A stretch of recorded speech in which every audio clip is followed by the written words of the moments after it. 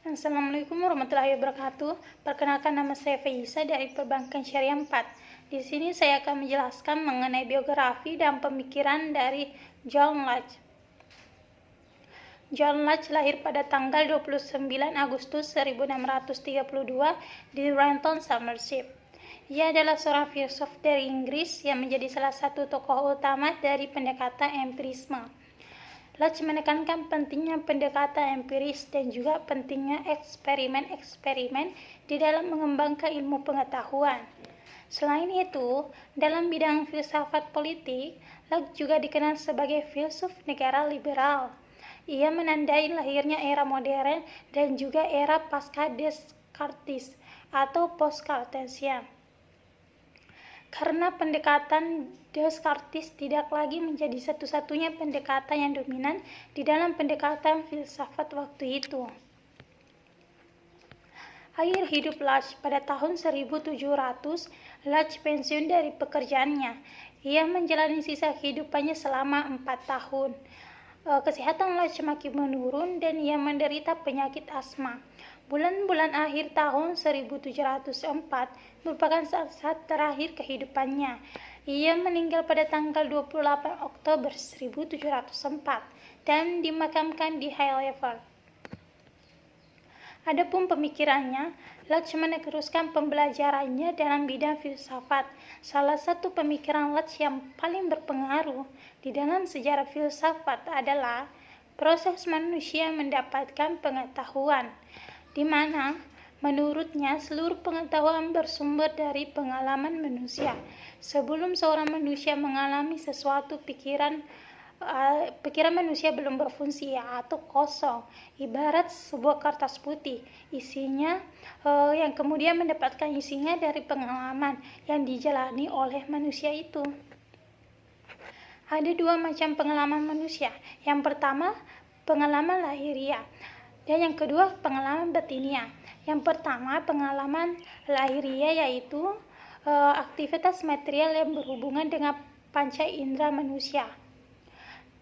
Dan yang kedua adalah pengalaman batiniah, yaitu ketika manusia memiliki kesadaran terhadap aktivitas sendiri dengan cara mengingat, menghendaki, meyakini, dan lain sebagainya.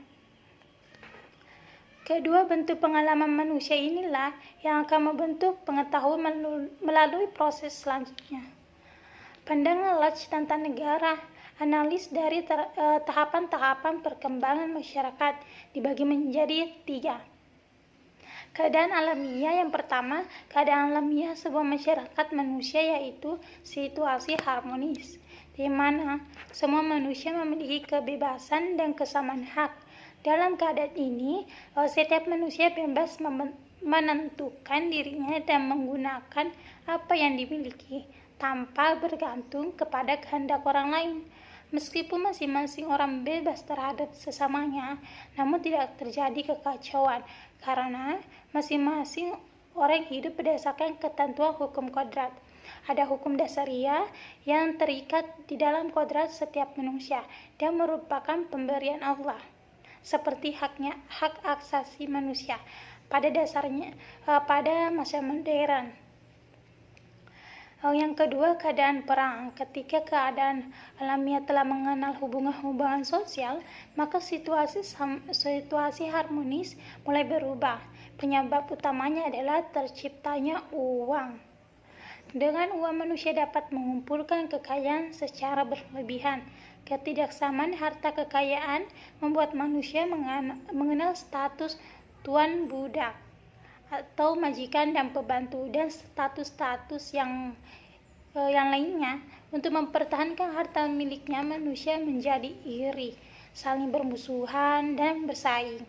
Keadaan alamiah yang harmonis dan penuh damai tersebut kemudian berubah menjadi keadaan perang yang ditandai dengan permusuhan, kedengkian, kekerasan, dan saling menghancurkan.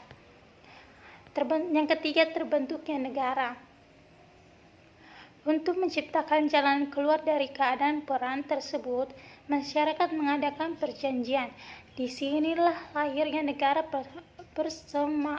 persemakmuran. Dengan demikian, tujuan berdirinya negara bukanlah untuk menciptakan kesamarataan setiap orang, melainkan untuk menjamin dan melindungi milik pribadi setiap warga negara yang mengadai perjanjian tersebut. Kedua kuasa dalam perjanjian ini adalah hak kuasa untuk menentukan bagaimana setiap manusia mempertahankan diri dan hak untuk menghukum setiap pelanggar hukum kodrat yang berasal dari Tuhan. Agama pandangan Lodge mengenai agama. Ia menganggap agama Kristen adalah agama yang paling masuk akal dibandingkan agama yang lain. Karena ajaran-ajaran Kristen dapat dibuktikan oleh akal manusia. Menurutnya, Lodge berangkat dari kenyataan bahwa manusia adalah makhluk berakal budi, sehingga pastikan disebabkan karena adanya tokoh pencipta yang mutlak dan maha kuasa, yaitu Allah. Sekian dari saya.